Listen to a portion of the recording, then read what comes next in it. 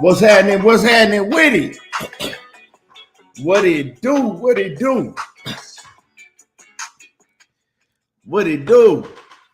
We off in the building. Y'all already know what it is. You tuned in to another episode of Everything Boxing. There you go, talking that boxing again. Yeah. When y'all come in the building, make sure that y'all hit that like button for me. Make sure that y'all hit the like button. Jump in the comments. Let me know that y'all in the building. Yeah, man, we had an interesting weekend of boxing.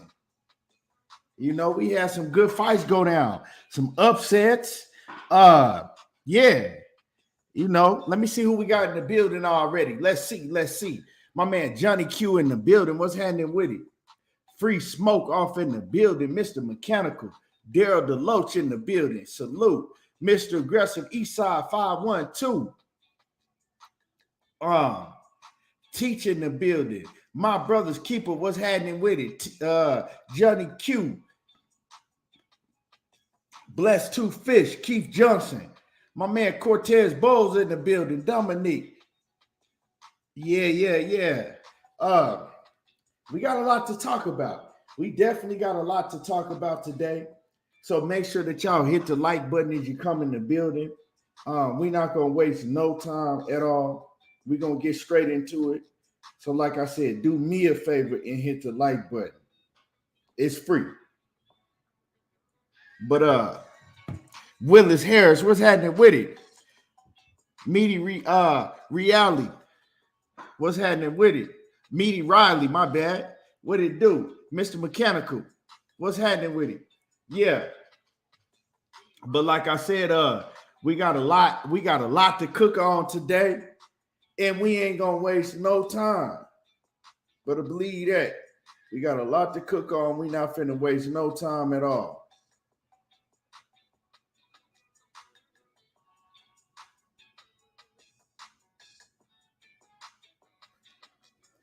Yeah. So man, we had a lot of fights go on this weekend.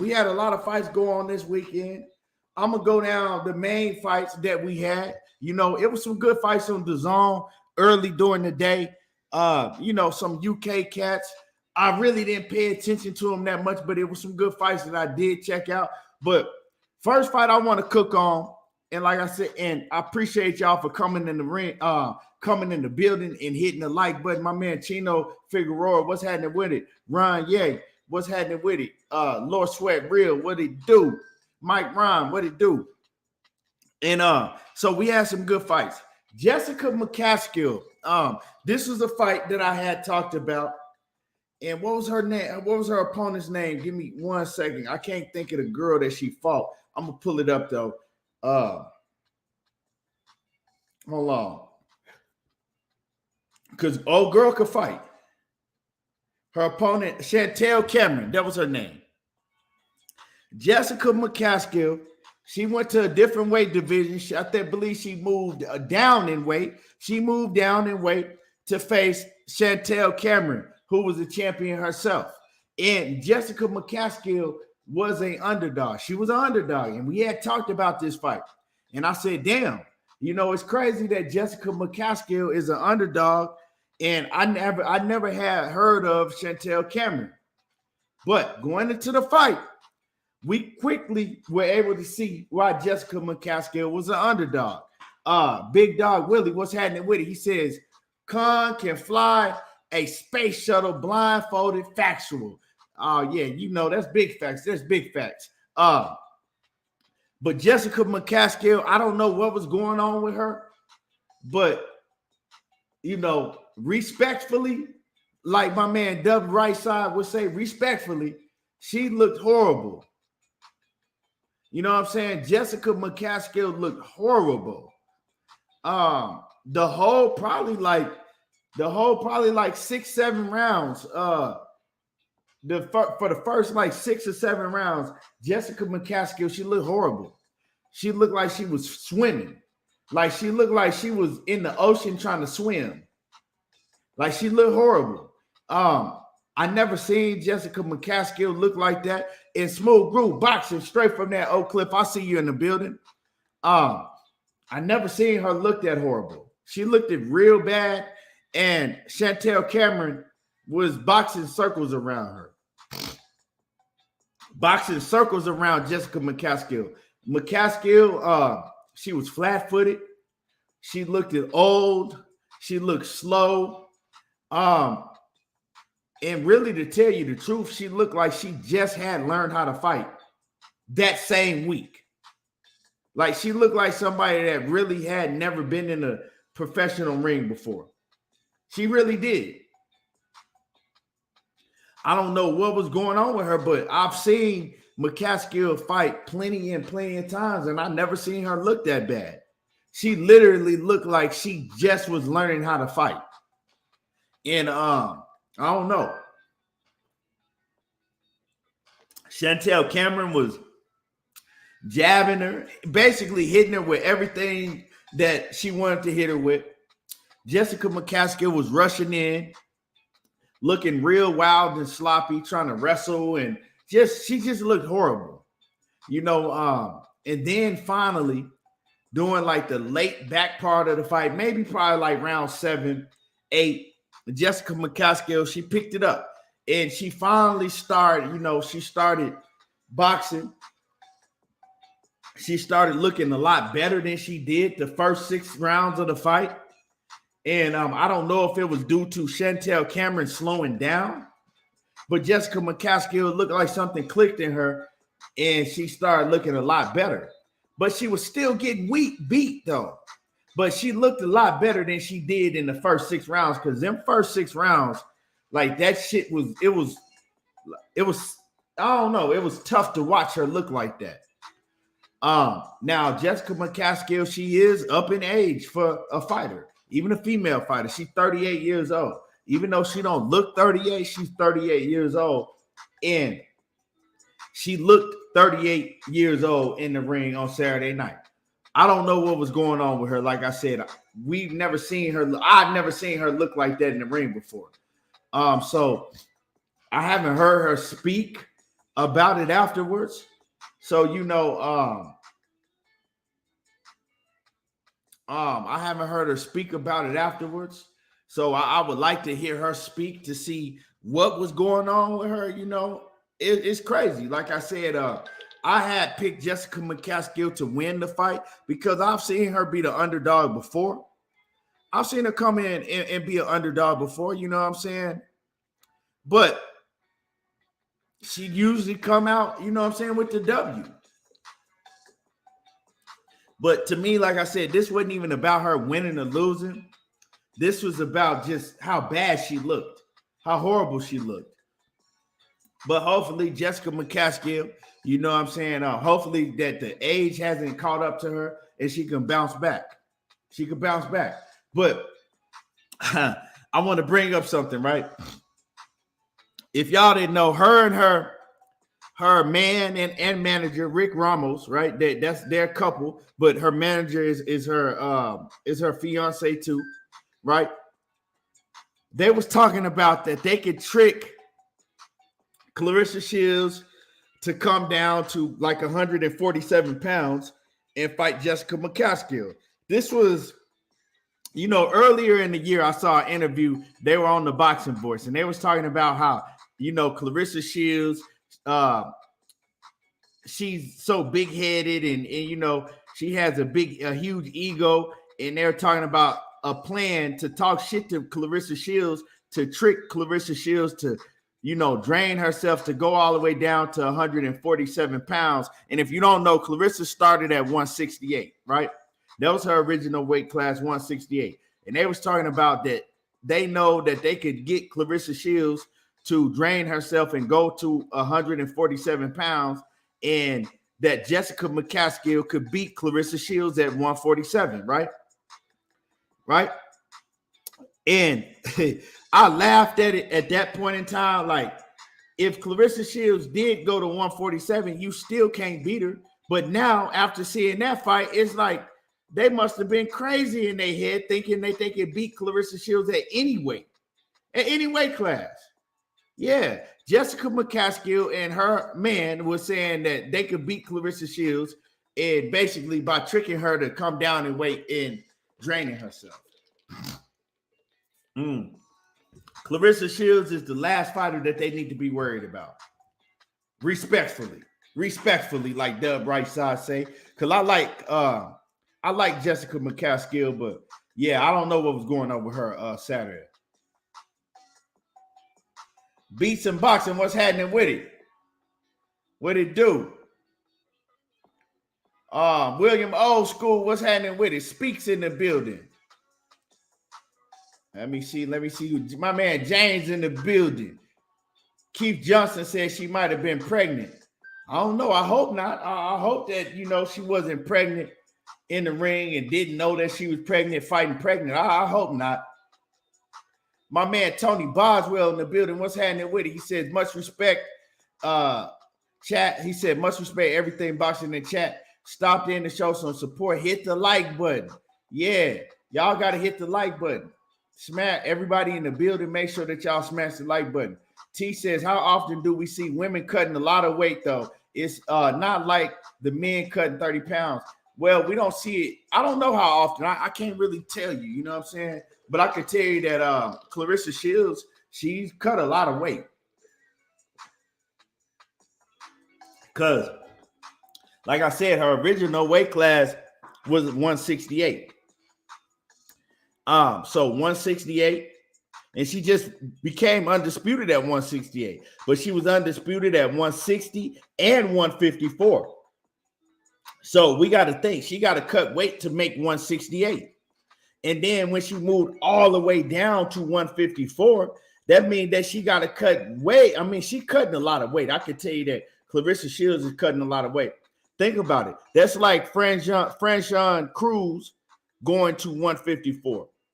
People wouldn't even imagine Franchon Cruz being able to cut that much weight, but Clarissa Shields is doing it.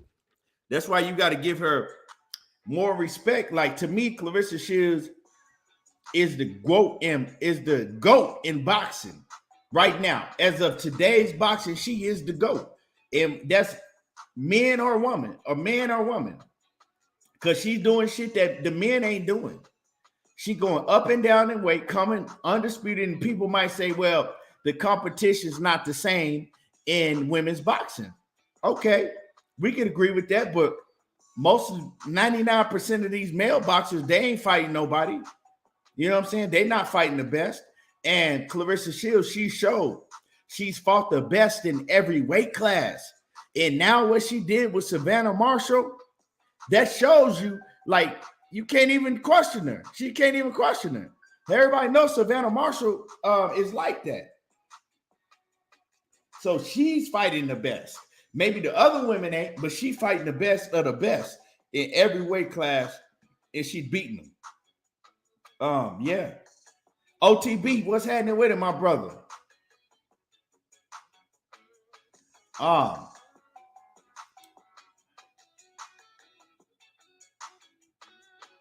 Karma Serenade, salute to you, queen. She said Clarissa fiance is a fitness trainer, so she has proper guidance in house. Yeah. You know, all my sister, everybody, my people from Flint. So my cousin is tight with Tony. That's her fiance's name, Tony. So yeah, we know them real good.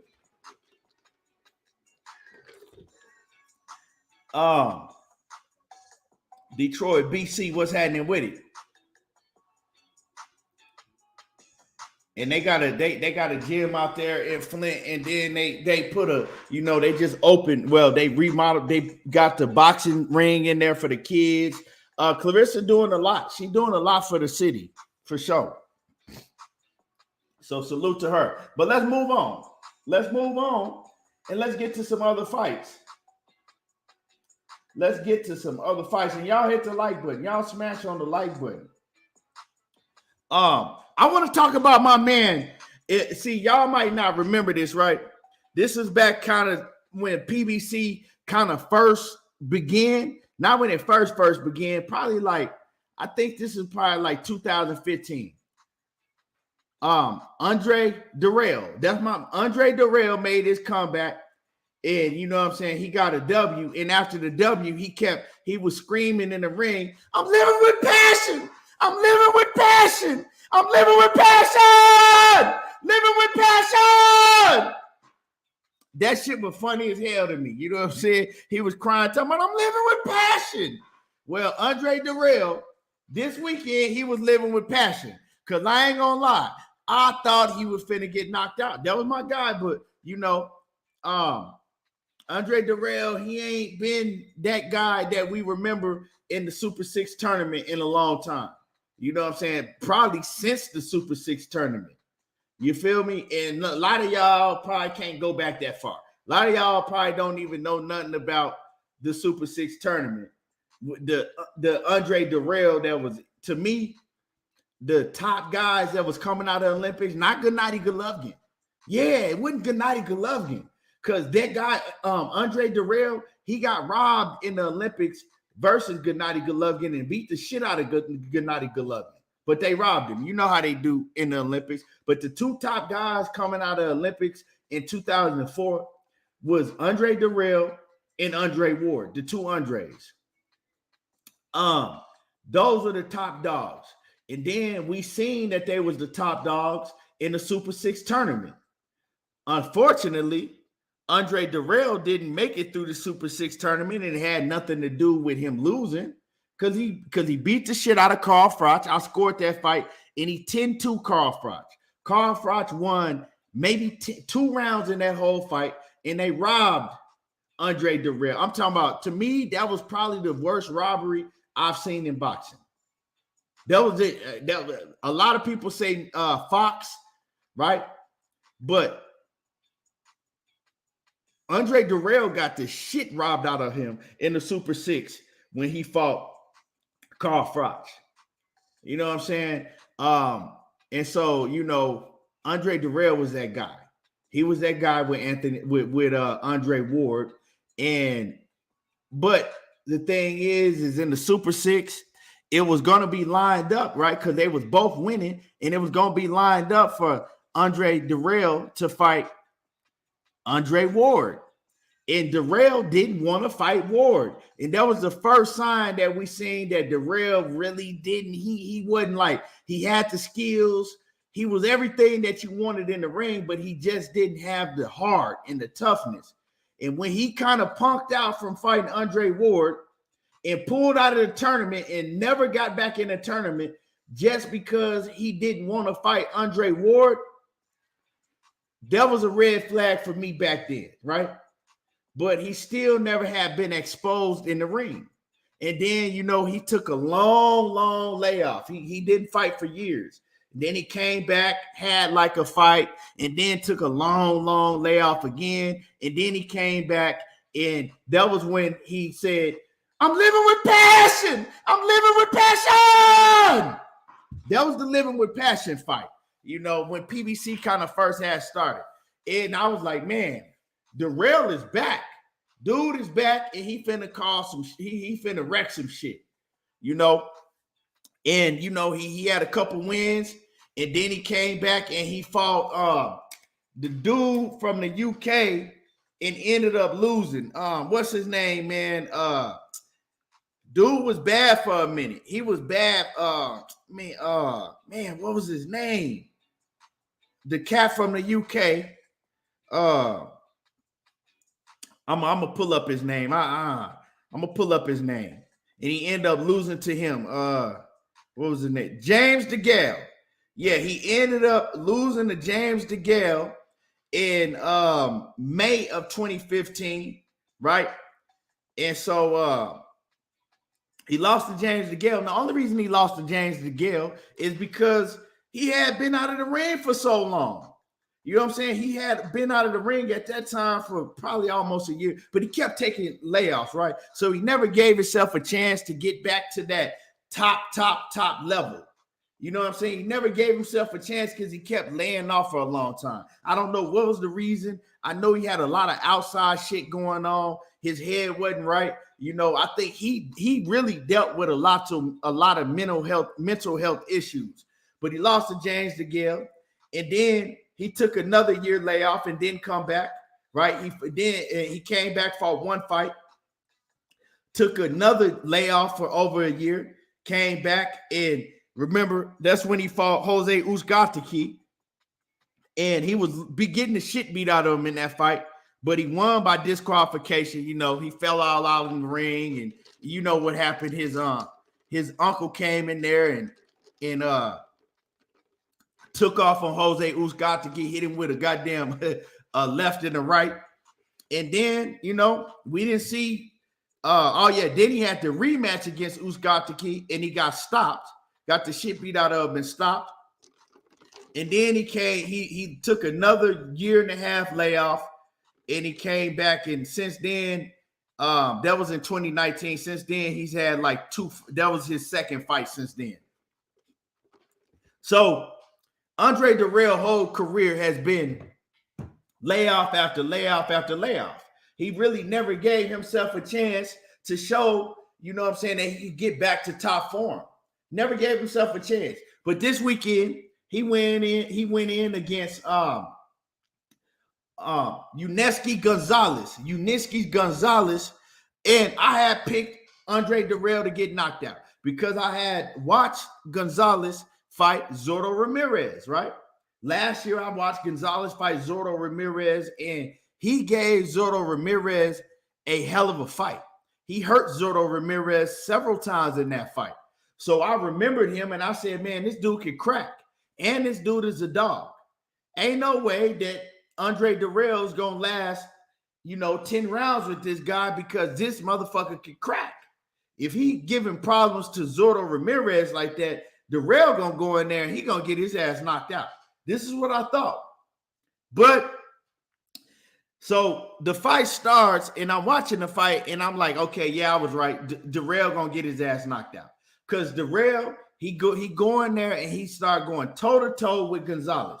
And Gonzalez is catching Dirrell with some big-ass shots. But usually, when Dirrell start getting caught with big-ass shots like that, after probably like the third or fourth round, you see Dirrell start folding. And then he looking for a way out. You know what I'm saying? He start folding. His facial expression get to changing. He get to crying and shit. He get to whining to the referee. He starts looking for a way out. But this Saturday, Dirrell was living with passion. He was really living with passion because he wasn't looking for no way out. I don't know what happened. I don't know if Anthony Dirrell, right? I don't know if Anthony Dirrell, once he got knocked out, but Caleb Plant gave Andre Dirrell all of his dog in him that Andre Dirrell never had, because see, the thing is Anthony Dirrell had the dog, but Andre Dirrell had the athleticism, the pure talent, and all the skills. You see what I'm saying? So it was split. Anthony Dirrell, he had skill, but he wasn't nowhere near on the level as Andre Dirrell. So I don't know if Caleb Plant knocked all of the dog out of Anthony Dirrell, and then Andre Dirrell ran behind him and picked up all the dog. But Andre Dirrell, he was fighting with passion. I don't know what it was, but he said, look, I ain't going today. Today, you're going to have to kill me in this ring. And if we had seen that from Andre Dirrell his whole career, we would be talking about the greatness, right? We'll be talking about all the great fighters that he's beat throughout his whole career. But the thing is he never had no heart. But he came into this fight and he had all the dog in the world. And man, he was on Gonzalez's ass. He was trying to knock his head off from the first round to the 10th round, and he hurt him bad. And he finally got him up out of there in the 10th round. And man, I was hella happy for Dirrell. Dirrell looked good. He didn't fight like he used to. Like, he didn't use his legs and all the athleticism, but he showed that he still had real fast hands. He showed he got power when he want to sit down on his punches, and he's strong. He's strong, man. And to tell you the truth, Dirrell looked good at 175. Like, he was muscular, he was big, he was strong. He looked real good at 175, and I'm looking forward to seeing Andre Darrell in the ring again at 175. Real talk. He's 39 years old, so he's, he up there. He up in age. One part of me want to see him in the ring against the top at 175, but the other part of me don't want to see him in the ring because, like I said, he fights different now. He stand toe-to-toe with you and he gonna slug it out. And I don't know. I don't want to see him get hurt. I don't want to see him get hurt. But man, that fight was exciting. To me, that was the best fight of the night. To me, that was the best fight of all of Saturday. Andre Darrell versus Gonzalez. And they went at it. And he beat the dog shit out of Gonzalez. Like, I know he gave Gonzalez a concussion. Gonzalez a couple times tried to walk to his corner, didn't even know where his corner was stumbling all to the corner. Like, Darrell put on. Andre Darrell put on. You know what I'm saying? But like I said, he did his thing and he fooled me. He proved me wrong, man. He came out there and he did his fucking thing. PLG Ski, what's happening with it? Cassandra Mason in the building. Salute. My man Mark, Flawless Mentality. Mark Stearns in the building. Yeah. Jay Grant in the building. Dank Father, what's happening with it?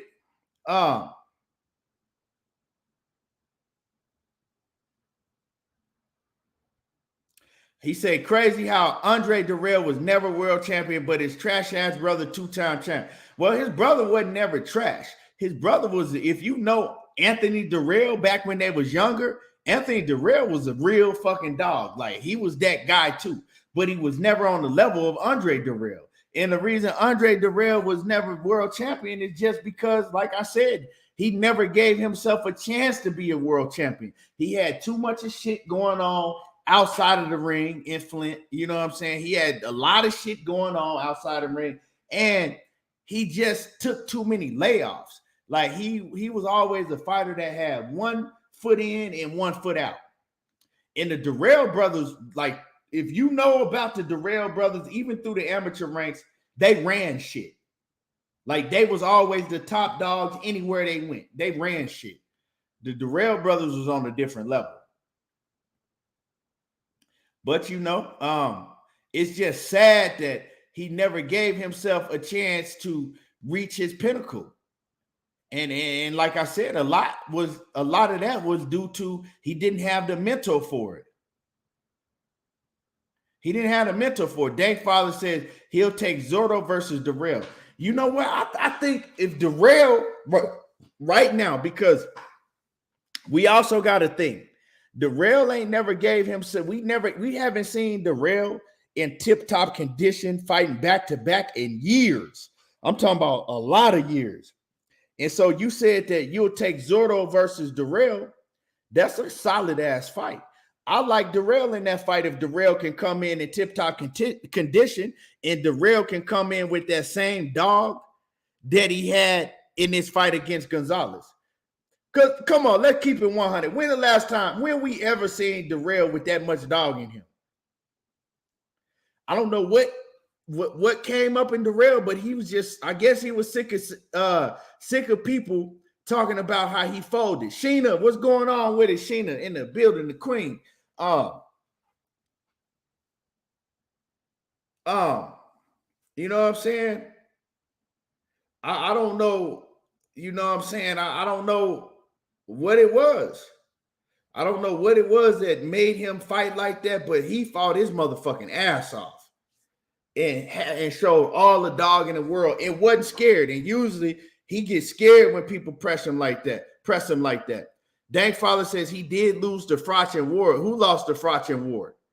Darrell never fought Ward, Dank Father. I don't know what you talking about with that. Darrell and Ward never fought each other. And then Darrell, you need to erase that whole comment because Darrell didn't lose to Carl Froch. He beat the shit out of Carl Froch and got robbed. Like I said, one of the worst robberies ever.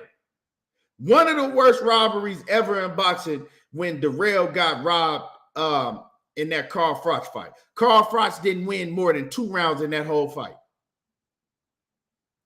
Didn't win more than 2 rounds.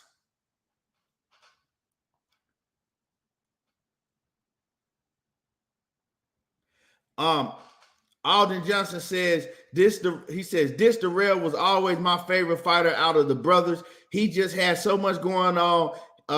But his last fight, he changed up and he went in and was successful. Yeah, you know what I'm saying? Yeah, man. Darrell, like I said, coming out of the 2004 Olympics, throughout the 2004 Olympics, that was when like you could actually watch the Olympic boxing. They didn't put that shit on at 3 and 4 in the morning. You know what I'm saying? I watched the whole Olympics back then when Darrell and Ward was in it, and they dominated. You know what I'm saying? They dominated. And once again, Darrell fought Triple G in the Olympics. And Andre Darrell fought Triple G and beat the shit out of Triple G. And they robbed him. But they do that all the time in the Olympics. Like, he boxed circles around Triple G in that Olympic fight. And y'all probably can pull it up if it's still on YouTube. Go check that out. Darrell versus Triple G in the Olympics, 2004 Olympics. But yeah, so y'all hit the like button. Y'all smash the like button. Let me check the likes. Y'all, let me see where the likes is at. Yeah, y'all got to smash the like button. Y'all got to hit the like button. Come on, smash the like button. It's free. Like the like button is free. It don't cost nothing to hit the like button. That shit free 99. You know, I mean, y'all can't support no type of other way. Shit, at least hit the like button. Smash on the like button.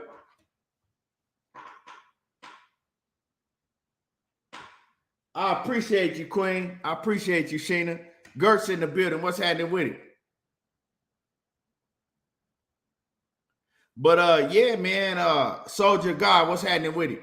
But yeah, man, I would love to see Darrell versus Ramirez. Darrell will beat Ramirez. If Darrell come in with his head on straight, you know what I'm saying? He come in on that dog mentality like we seeing him on Saturday night, he'll beat Ramirez. Because I guarantee you, I'll tell you one thing that I do know is they had the same opponent. They both fought Gonzalez, and Darrell beat Ramirez. Darrell beat Gonzalez worse than Ramirez did in greater fashion.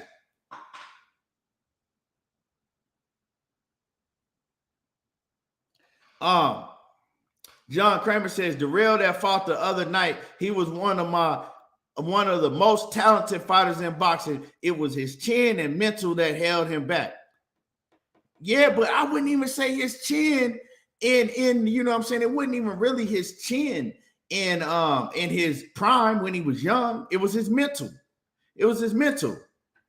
You know what I'm saying? It was his mental. It wasn't even his chin, because his chin didn't come into play until he was already well out of his prime, older, and had been taking, you know, hella long hiatuses from boxing, long ass layoffs.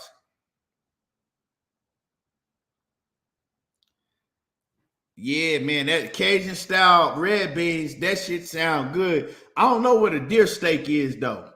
You talking about deer? I ain't never had no deer steak, but I think I had some deer jerky. I had some deer beef jerky before, and that shit was good. Anybody in here had deer steak? I ain't never had no deer steak.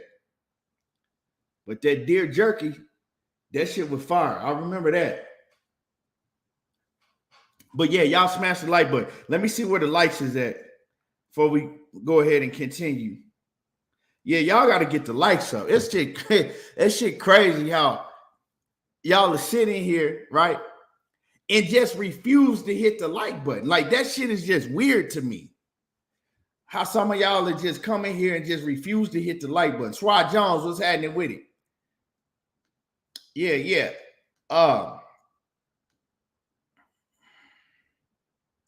But anyway, you know what I'm saying? Let's go.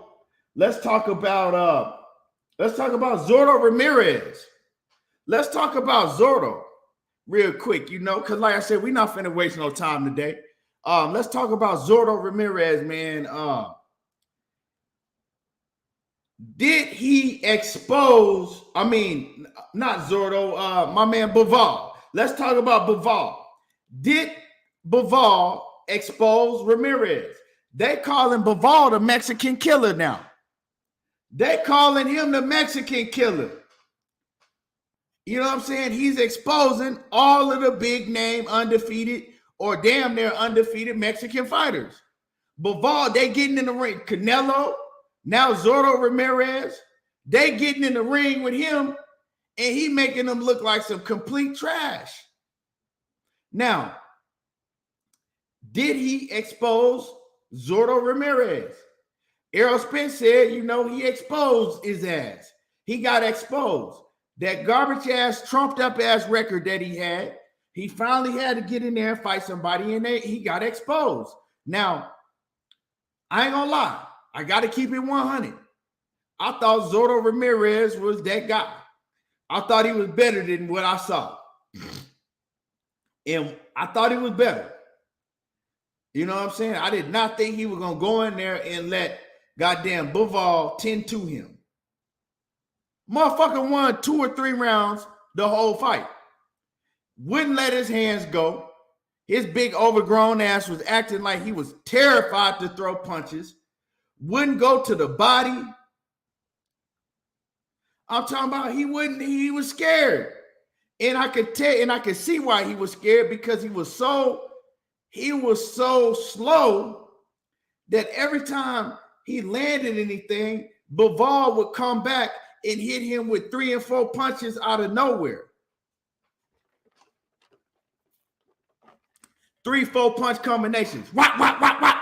Back your ass back up, back up, back up, back up. So Zurdo was scared to get off. He was scared to get off.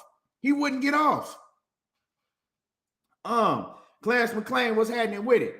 So it's crazy. It is crazy to me that he went out there and looked like that. Like, I thought he was gonna go out there and show, this is Mexican style. I thought he was gonna go out there and show Mexican style and lay it all on the line. That motherfucker went out there and showed Adrian Broner style. He went out there and he fought like he was AB. Motherfucker wouldn't let his hands go. I said, this ain't no goddamn Zurdo Ramirez Mexican style. This is Adrian Broner. This Adrian Broner Cincinnati, Ohio style. I'm sorry, OTB. He motherfucker went out there and fought like he was AB. That shit crazy, man. Bivol got fast ass hands, got good footwork, good angles, got good defense. And he showed his whole arsenal, man. He showed his whole arsenal, and he basically just punked Bivol. He went out there and punked Bivol. Real talk. He punked that man. Made that man look like a whole bitch. See, Zurdo was used to being a goddamn big-ass bully. And Bivol bullied the bully. He bullied the bully. Now, the question comes, did this defeat, right? Did this fight make Canelo Alvarez? I know y'all don't want to hear this, but did this fight right here make Canelo Alvarez look better? Because if you go back and you watch the Canelo Alvarez and Bivol fight, one thing I can say is Canelo did better than Zurdo Ramirez did. Even though Canelo lost the fight clearly, he did better than Zurdo did, though. That's one thing he did do, is he did better than Zurdo. So the reason I say, does it make Canelo look better, is because, I mean, shit, Canelo did move up to 175, a weight class that I don't think he belongs at all. He don't belong. He's not. I mean, come on, Canelo 5'8". He don't belong at 175. He's fighting at a weight class that should be out of his reach, right? Let's just keep it real. And I'm not a Canelo Alvarez fan at all. He's fighting at a weight class he shouldn't be fighting at. But he put on a better showing than Zurdo Ramirez that fights at 175 that can fight at cruiserweight. That's how big Zurdo is. So I don't know. You know what I'm saying? That's just a question. The boxing section, what's happening? Man down, what it do? Zenith, what's happening? Tunnel vision.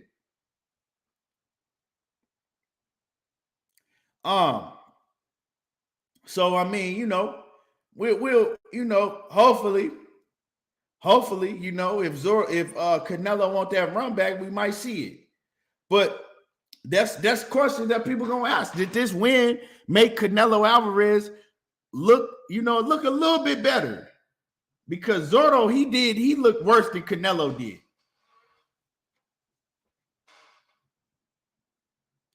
No, Canelo looked better than Zurdo did. DW talking about, nah, it's just his ring entrance, that's it. Nah. Canelo, he fought goddamn Bivol better than Zurdo did. You know. But yeah, man. And y'all smash on the like button. Y'all smash the like button. But Bivol, man, real talk, Bivol is showing that he a force to be reckoned with. Bivol is a force to be reckoned with. And that's another thing. Like, we talking shit about Canelo, and like I said, I'm not a Canelo fan like that. But at the end of the day, it's starting to look like that he lost to a real motherfucking killer. Because looking at Bivol, because see, Bivol is a fighter that fights to the level of his opposition. I can see that now. If you put Bivol in the ring with a fucking Rudy Poop or somebody that don't have a big name that he is supposed to just run through and wash easily, Bivol, he'll only fight up to the level of his competition, so he'll just do enough to win the fight. But then when you put him in the ring with big names, fighters that get him up, that get him excited, he go in there and he look like a whole different fighter. And he showed his whole arsenal. Bivol can, like, the motherfucker got fast hands. Like I said, he could punch from all different angles, great footwork, good power. And one thing I saw in this fight is he was stronger than Zurdo Ramirez. When he wanted to push Zurdo Ramirez back to the ring, back to the ropes, he was able to do it with ease. He was a lot stronger than Zurdo. And nobody thought that Bivol was going to be physically stronger than Zurdo big ass. G5 Gabe, what's happening with it? So yeah, man, Bivol, he impressed me again. And Zurdo Ramirez, he got exposed. And the reason that I say that he got exposed, because he showed that if you have hand speed and got some footwork, he don't know what to do with you. He didn't know what to. He was scared. Like I said, he was scared to let his hands go. Every time he did let his hands go, he showed how slow he was. He got countered with 3 and 4 shot combinations. And the thing is that he refused to show that he had hard like that. He wasn't no Mexican style nowhere in his ass. KQKC, what's happening with it? Wow. KQKC in the building. Texas made the realest, what's happening with it? But yeah, man, he refused to show that he had any nuts on him. He was scared. The man was scared. And what he should have did is he should have pressed the action on the inside. You know what I'm saying? Smothered Bivol, but he showed he didn't have no IQ. He's trying to stay on the outside and box Bivol and getting his fucking head toe off. He can't keep up with his footwork, couldn't keep up with his hand speed, nothing. But he didn't have sense enough to take the fight on the inside and make it a rough fight. But the reason he didn't do it is because he don't have it in him. He don't have the heart in him to do that shit. He was too worried about what Bivol was hitting him with. And yeah, Zurdo got exposed, but that's what happens when you got, how many fights he had? Like damn near 50 fights. Let me see what Zurdo Ramirez's record was. He had a whole lot of fights, but he didn't have a whole lot of smoke on this record. He didn't fight. He hadn't really fought nobody, to tell you the truth. And that's where he fooled me. You know what I'm saying? Sometimes we get fooled by these fighters that got these chumped up ass records. That was his 45th fight. He 5 away. He 44-1 now. That was his 45th fight. He's 5 fights away from 50 fights. And if you go down his whole resume, he got, let me see.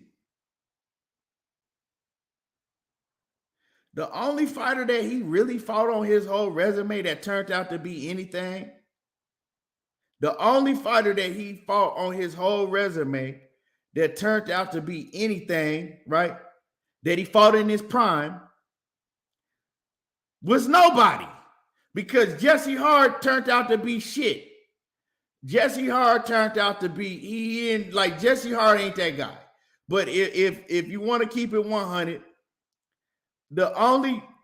Jesse Hart is the best opponent he got on his resume. Jesse Hart. He fought Sullivan Barrera, but that was after Sullivan Barrera was already done. So, he ain't really fought nobody. Alexis Angulo, he really didn't turn out to be, that good. Like, he ain't really fought nobody. That's crazy. This man got 44 fights, and this is really his first fight fighting anybody. Real talk. So that's what happens. That's that golden boy diet, y'all. That's that golden boy diet. Remind me of Jaime Munguia. Yeah, remind me of y'all boy Jaime Munguia. Yeah, that's what it sounds like. Sound like Jaime Munguia. Jaime Munguia is on his way to a trumped up record just like that. I ain't gonna let one of these motherfuckers fool me again. Real talk. That's the last fighter that's trumped, that have a trumped up ass record that's gonna ever fool me again. I promise you that. I ain't gonna never let one of these motherfuckers fool me again. But let's move on. Let's talk about my man. And y'all smash the like button. Smash on the like button. Yeah, I know that he was with Top Rank. I'm the one that I know Zurdo's whole career. I saw 2 of his fights ringside when he was with Top Rank. So yeah, I already know that. But that's Top Rank fed him nothing but bums, and Golden Boy, they finished it off. So it is what it is. He with Golden Boy now. But Berlanga, Berlanga been exposed, dog. Berlanga been exposed. Hey, Sneak, what's happening with it? Randall Bivens, what's happening? Man, let's talk about David Morrel, man.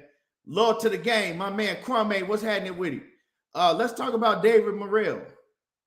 David Morrel, man. David Morrel is a whole monster.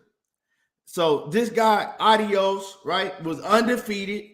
They were saying this was supposed to be David Morrel's toughest opponent. He was his toughest opponent because he was tough. He was real tough. And unfortunately, he was too tough for his own good. And we're going to talk about that in a minute. But, David Morrel he looked real good, man. He looked scary good this Saturday. And like I said, I never had seen this guy Adios fight before. But if it's true, like everybody was saying, man, this dude is fucking real good. The guy Adios. This is my first time seeing him fight. And what I did see, I saw that he's very, very tough. He hella tough. Like I said, too tough for his own good. But he don't got no defense. David Morrel was pretty much hitting him with whatever he wanted to at will. Adios, he came and he showed that, he was rugged. He tried to do everything he could, he gave David Morrel, like, you know, he caught David Morrel with some shots. You know what I'm saying? Caught him with some big shots, but he never did nothing to David Morrel. And David Morrel, he just, man, he pulled out his whole arsenal. He pulled out his whole arsenal. And David Morrel, man, to be as big as he is, he has excellent footwork. You know, I do think that he needs to work on his defense a little bit, but he got excellent footwork, power, long jab, range. Like, David Morrel is a fucking beast. He's a beast. And he showed me a lot of things that I want to see out of him in this fight. And as he was beating on Adios, man, I said to myself, I said, man, I hope this dude don't end up having to, you know, be carried away in the stretcher. I kept saying that shit because, I mean, look at the beating that he took. They should have stopped that fight beforehand. The towel should have been thrown in from the corner. Something should have happened because he was taking a fucking hellacious beating. Like, that was bad. The beating that Adios was taking was super duper bad. Hella bad. And man, David Morrel, shout out to David Morrel because he looks scary. He looks scary, and he gonna be a fucking problem. And for those who don't know, you know, his opponent is in the coma. And like I said, man, it doesn't surprise me. I kept saying to myself, I said, this is going to be bad. I said, this man is going, when he get back to the locker, to the dressing room, I said, man, I hope he all right. I just kept saying, I hope he all right, because I could just see it. The beating that he took, the brain is not meant to take a beating like that, because that's what happens when you too tough for your own good. He was just too tough, and he wouldn't quit, and wouldn't nobody let him quit. You know, the referee finally called it off in the last round, but that was bad. Like, the beating that he took was real bad. And we've seen fighters take beatings like that, and they don't survive. So, you know, let's pray for him. Let's pray that he does survive, because he is in the coma. And the only thing we know is the reports are saying that he's not in good shape at all. He's not in good shape at all. And I remember when my man Superman Adonis Stevenson took a beating like that, and they had to put him in a coma, and he ended up, you know, he still ain't the same to this day. He ended up paralyzed for a long time. He could walk again, but he's still not the same. You know, he's still not the same. What's happening with it? Ricky Williams in the building. He said his corner is trash. Yeah, man, they let that man take that beating like that, and they should have stopped the fight.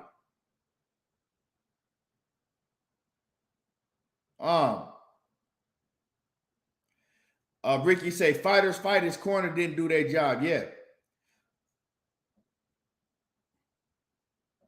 Karma said, she says, I wonder if something was wrong with him prior to the fight. Nah, wasn't nothing wrong with him prior to the fight. Shit, if you seen the beating that he took, shit, that was what was wrong with him, the beating. You're not, come on, David Morrel a hard hitter. You ain't supposed to take no beating like that. Man, that man took a fucking beating. A serious beating.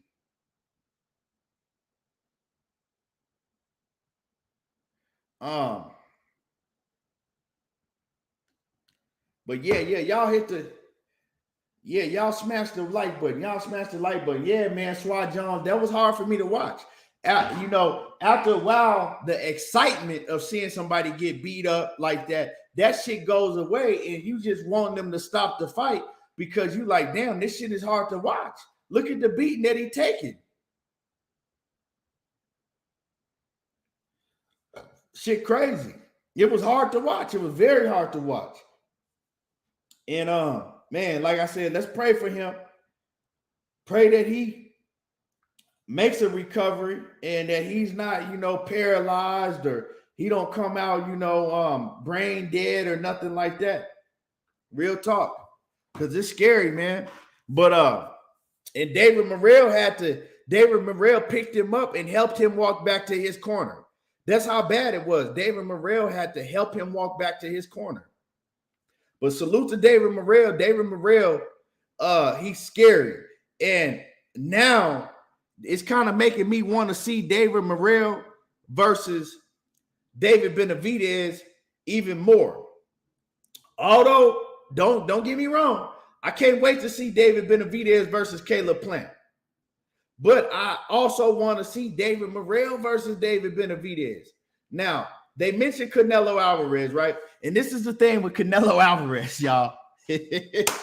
See, this is for everybody that hate Canelo Alvarez. I'm not a Canelo Alvarez fan, but I don't hate him neither. I just hate a lot of shit that he do. But this is the funny thing with Canelo Alvarez, right? Because if you look at 168, Canelo Alvarez is the champion. He got all the belts at 168. You look at 175, right? You got Bivol, Beterbiev. They got the belts. Bivol and Beterbiev, right? They got all the belts at 175. So Canelo Alvarez, his back, he's cornered. His back is up against the wall. What you gonna do? You got all these young guns at 170, at 168. All these motherfucking killers for Canelo at 168. And everybody looking at him under a microscope. What you gonna do? You got David Morrel. You want to get to smoke with David Morrel? You got shit, you already fought Caleb Plant, so ain't nobody worried about that. You got David Benavidez, you want to smoke with him? See, you got all killers. All killers. And you got to fight somebody. You got to fight one of these dudes. You feel what I'm saying? Dude back is up against the wall. Let's see. Now we really going to see what Canelo Alvarez is made about, right? Now, he been showing us time and time again that he's a motherfucking duck, that he'll do anything not to fight the top competition. But now, if you duck somebody else, bro, if he duck somebody else this time because he don't have no excuses, you dig what I'm saying?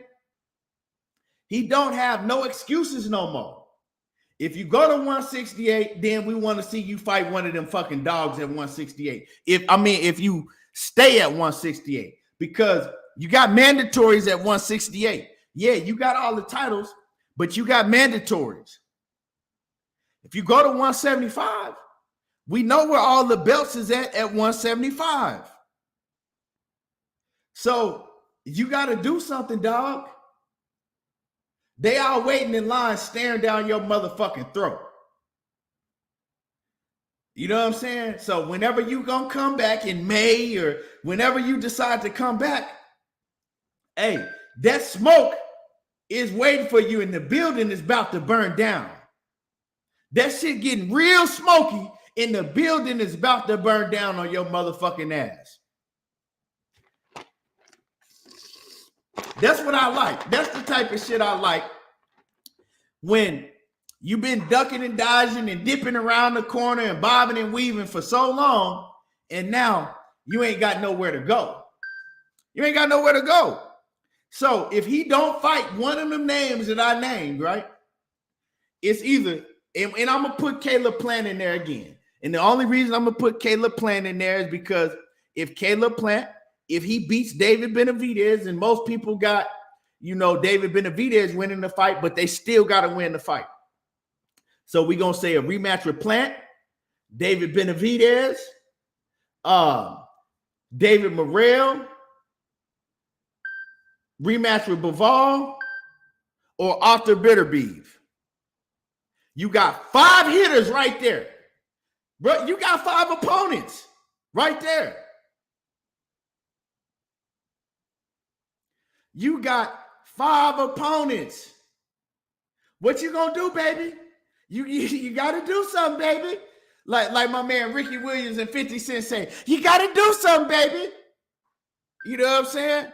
We looking at you. We staring. We got time today. Oh yeah, I got time today. You know what I'm saying? We all wait. We'll wait. We'll wait for your hand to heal up because I got time today. If I see this motherfucker come back and fight a Zach Parker or a John Ryder, if I see this motherfucker come back and fight a Zach Parker or a John Ryder,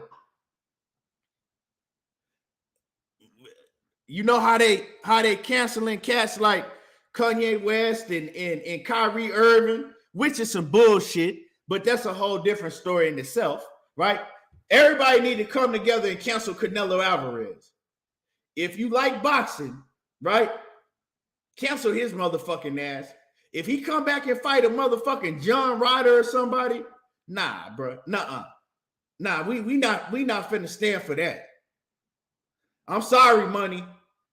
My brother Money Brown TV, I'm sorry, but we can't stand for that, dog. We can't do that. Nah, we ain't finna do that. That definitely ain't gonna happen. And then they paying them $40, $50 million to do it too? Oh, hell no. Hell no. Hell no, bro. Hell no. Ricky Williams said Canelo versus Jake Paul. If he can get away with some shit like that, I believe he'll do it. I really believe that he'll do that shit if he can get away with some shit like that. But yeah.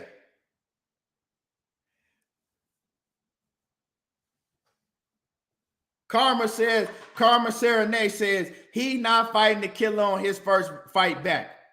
Fight back from what? I mean, to me, it's just that he's taking it. What he said is that he been fighting back to back to back to back to back. So he needs this layoff, right? He needs this layoff to let his body heal and rest. So I don't look at it as a comeback or a fight back. I look at it as it's just your next fight up. You know, you got to look at it, Karma. Look at it like this.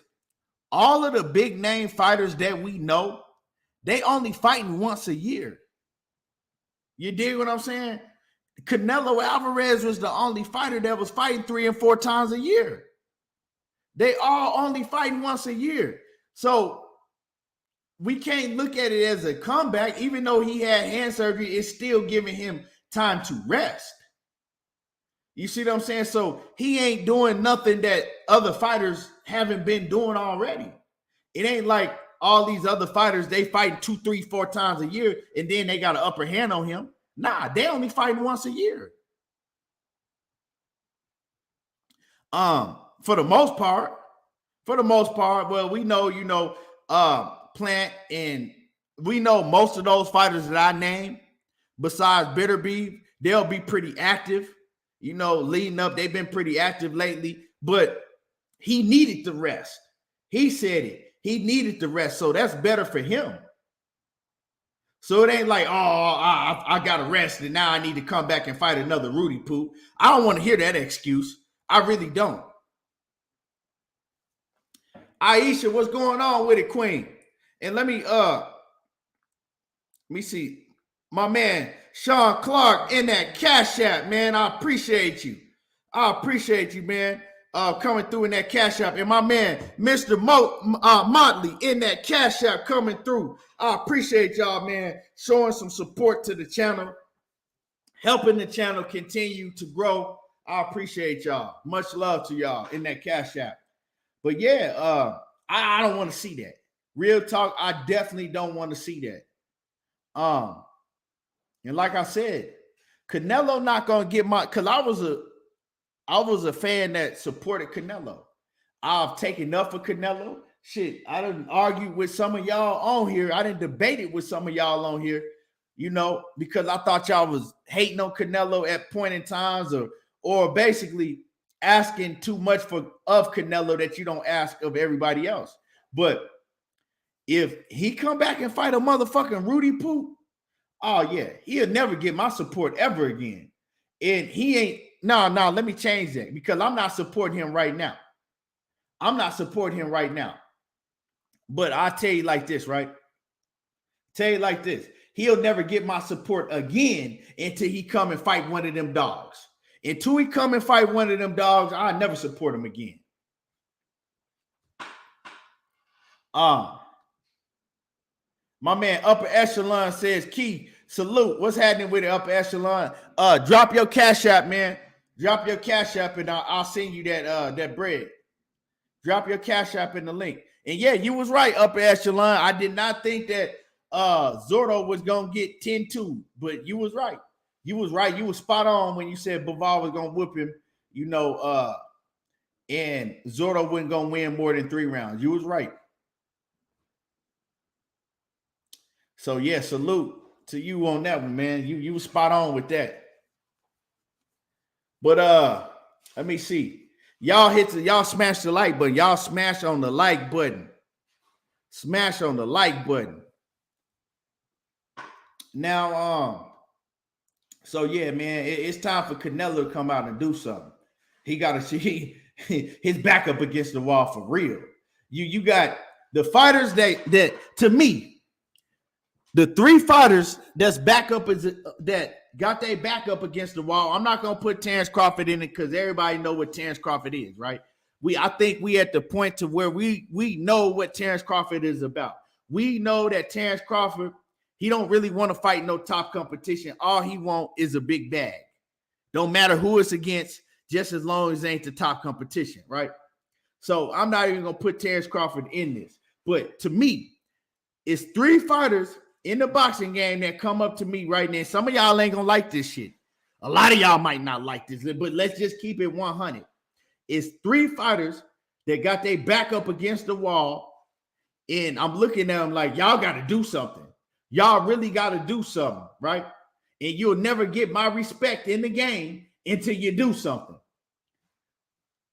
1, Canelo Alvarez. 2, Jamal Charlo. And 3, Gervonta Tank Davis. Canelo Alvarez, Gervonta Tank Davis, and Jamal Charlo. Those are the 3 fighters right there. It ain't no more motherfucking passes for y'all. Y'all don't get no more get out of jail free passes. Those 3 fighters right there, they have to fight somebody immediately next. The real boxing fans, all right, you know what I'm saying? I'm not talking about the fans that are just fans of those fighters or just fans of a fighter. The real boxing fans can keep it 100 and recognize those 3 fighters right there. They have to fight somebody immediately next. They got to have a top level name to fight next. Straight up and down. Like, the real fans are sick of them fighting Rudy Poot after Rudy Poot. And I don't give a fuck what their excuse is. I don't care if you like, oh, well, man, it's on the promoters or nah. You feel what I'm saying? For one, Canelo can do what the fuck he want to do. He can fight anybody he want to fight. So it ain't no excuse in the world for Canelo. Jamal Charlo, he could have been fought the top level competition. Now, everybody want to always save Jamal Charlo with, well, man, but Canelo, but he was Canelo. Nah, Canelo is not the only name in boxing. It's a lot of other names that Jamal Charlo could have been fought, but he ain't done it. So ain't no more excuses for Jamal Charlo at all. And then Gervonta Davis. No, a lot of y'all love Gervonta Davis. And people say, well, man, it's Floyd and them, it's the networks. Well, Gervonta Davis don't have no motherfucking excuse because he told the world that he was a free agent and he don't have no boss. Gervonta Davis told everybody, I'm absolutely free. Don't nobody run my career. I run my own career. I'm not signed to a single soul. Those were his exact words. I'm not signed to a single soul. So Gervonta Davis, step up to the plate. You right there with Jamal Charlo. You right there with Jamal Charlo, Canelo Alvarez, and then it's you. And it's straight like that.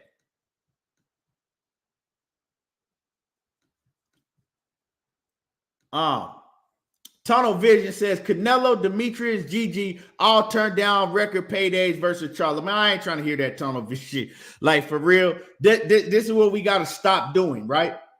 This is what we got to stop doing. We got to stop giving him. We got to stop giving the fighters that we love. And I appreciate you for coming through in that cash app. But this is what we have to stop doing. I don't want to hear no more excuses from none of them fighters that I named, Jamal Charlo included. We're not finna give Jamal Charlo no motherfucking excuse. He could have been fought somebody, and he ain't did it. He could have took a fight with David Benavidez. We've heard on several different occasions Demetrius Andrade call him out, right? On several different occasions.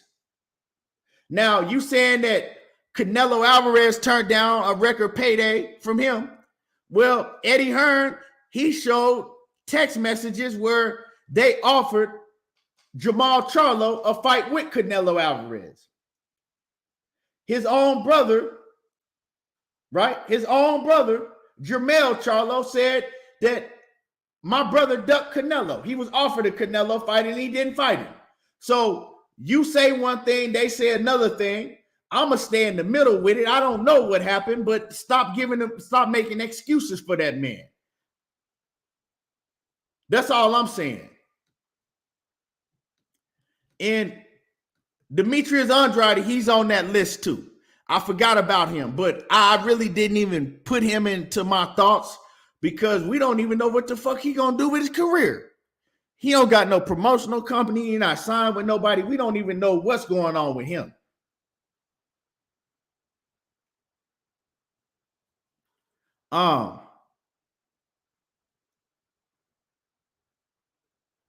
Straight up.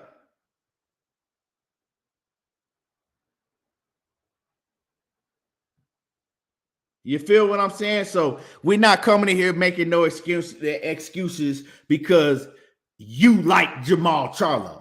You know what I'm saying? And for the people that like Canelo Alvarez, we're not going to make excuses because they like Canelo Alvarez. Or for the people that love Gervonta Tank Davis, we're not going to make no excuses for none of them niggas. Straight up and down, if you're a real boxing fan, you on that level to where you like, okay, they need to fight somebody immediately. Next. That's it. You know what I'm saying? Other than that, I don't even want to hear that shit. Javier Valencia, what's happening with it? Julio Conception, what's happening with it? What's good with it, Julio? He said Dimitri is moving up to 168. I think he's fought at 168 before. But I mean, I don't know what that nigga doing. It's like, you know what I'm saying? I don't know what Demetrius Andrade doing, you know? It's like, bro, like it's no excuse for him either. Because he done made a whole bunch of fucked up business decisions over and over again.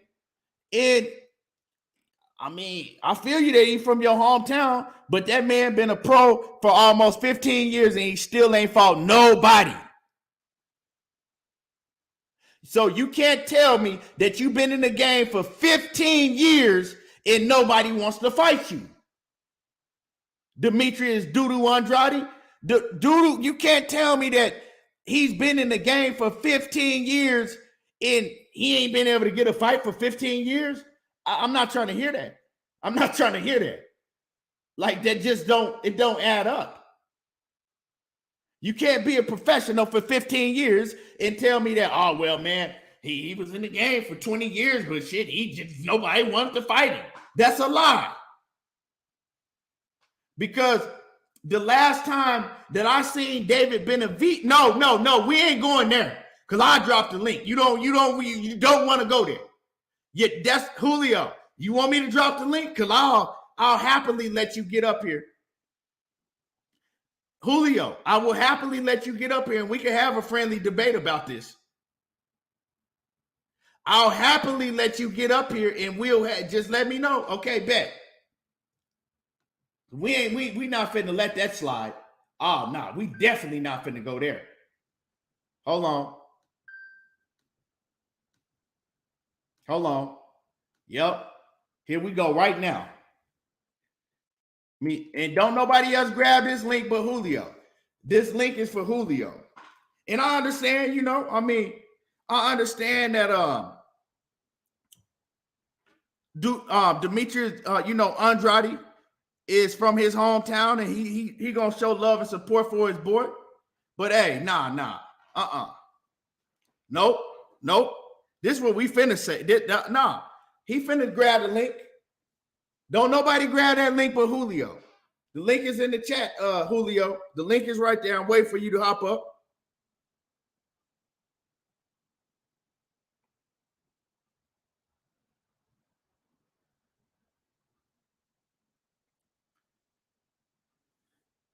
I'm waiting. Here you go. Julio. Hello. What's going on with? Hey, you gotta take me out of the background. Yeah, you got the echo. Hold on 1 second. Yeah. Can you hear me better? Let me see.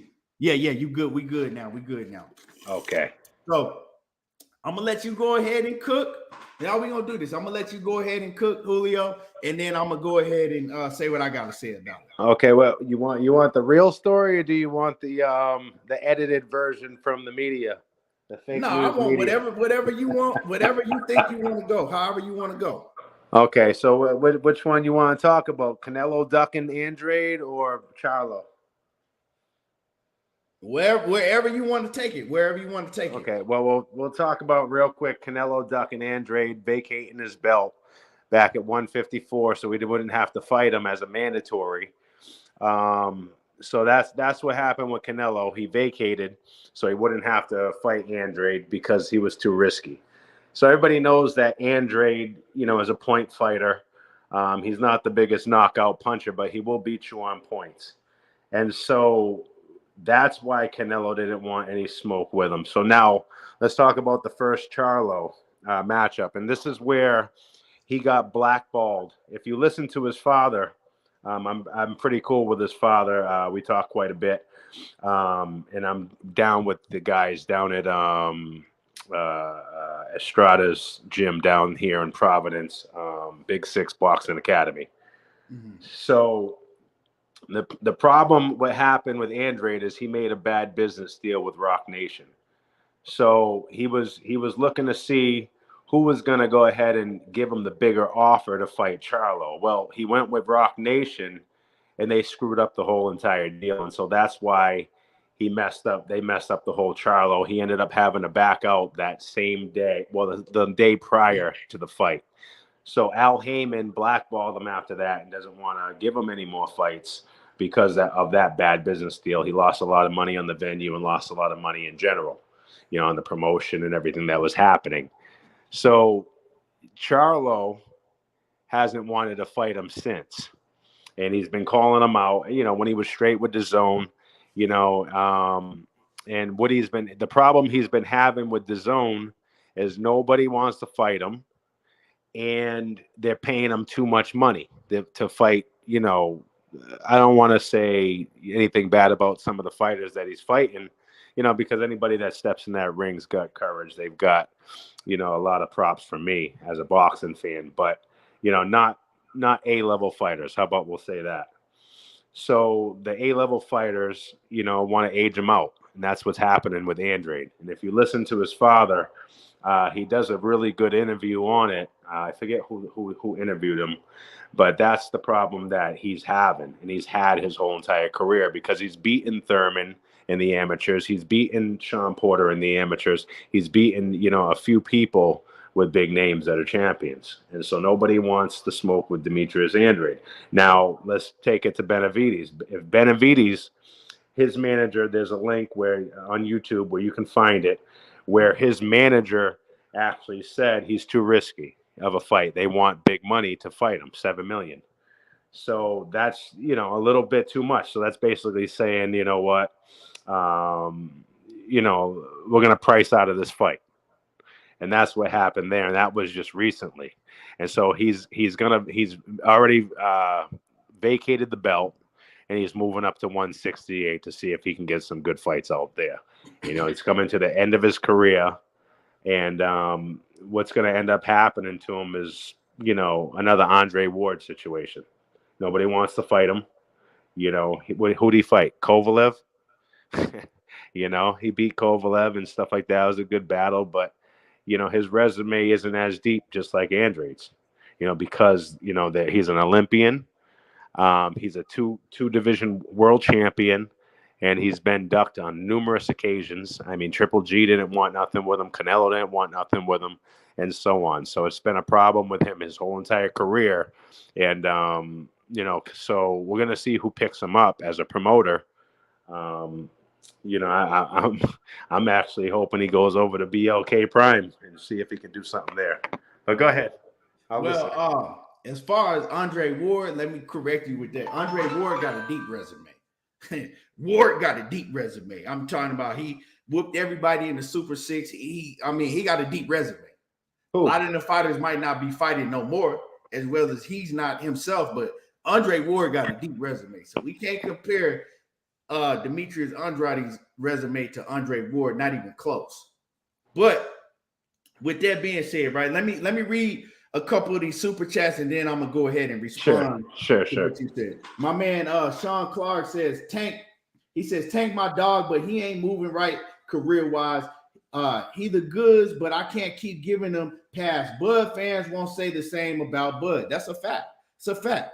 And salute to you, man. And then my man Tunnel Vision says, be honest. He had a set of fights. He had a set fight versus Jamel, and he walked away. He was offered a fight versus Jamal by Showtime, but chose to go to DAZN. Before he resigns to DAZN, he got another offer and turned it down. And yeah, I've heard that. I've heard that from Steven Espinoza, said it out of his own mouth.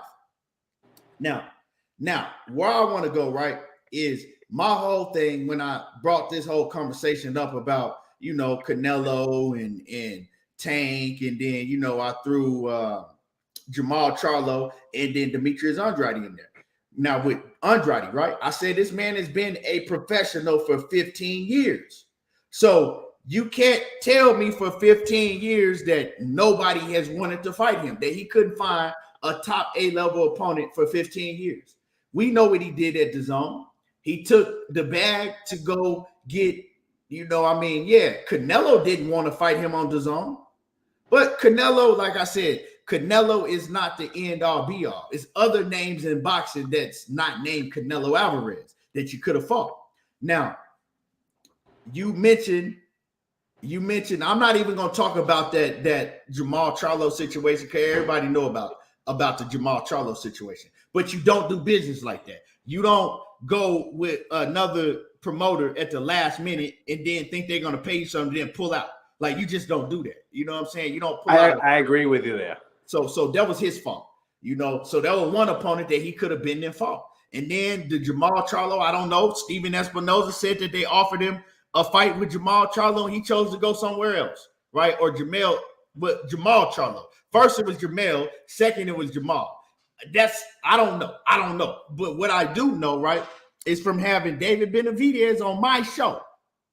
And I asked David Benavidez specifically because if you remember, David Benavidez is the one that called for Demetrius Andrade. Then Andrade responded, right? Because in an interview, he was like, I would love to fight, Andrade, this and that. And then his manager came and said, David said that. Well, if we fought Andrade, we'll have to, start with $7 million. He said some dumb shit. Correct. Right? Correct. And I don't even know if he knew what his manager was saying. Right. And that's where I'm getting at, right? So David Benavidez, I did an interview with David Benavidez, and David Benavidez, I told him, I said, your manager says does this, and that. And he says, what? He said, man, that shit is crazy. He said, no, I don't know what he's talking about, but I would love to fight Demetrius Andrade. And I don't know that money and we'll have to make this. He said, I don't need to make none of that.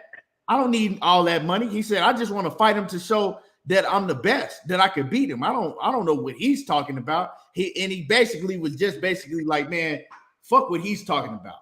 Right. And no, I seen that one too.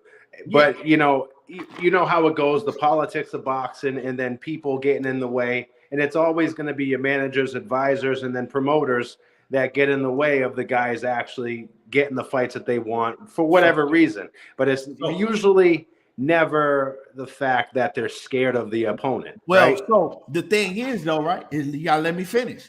So that was what? So that was a while ago. We got past all of that.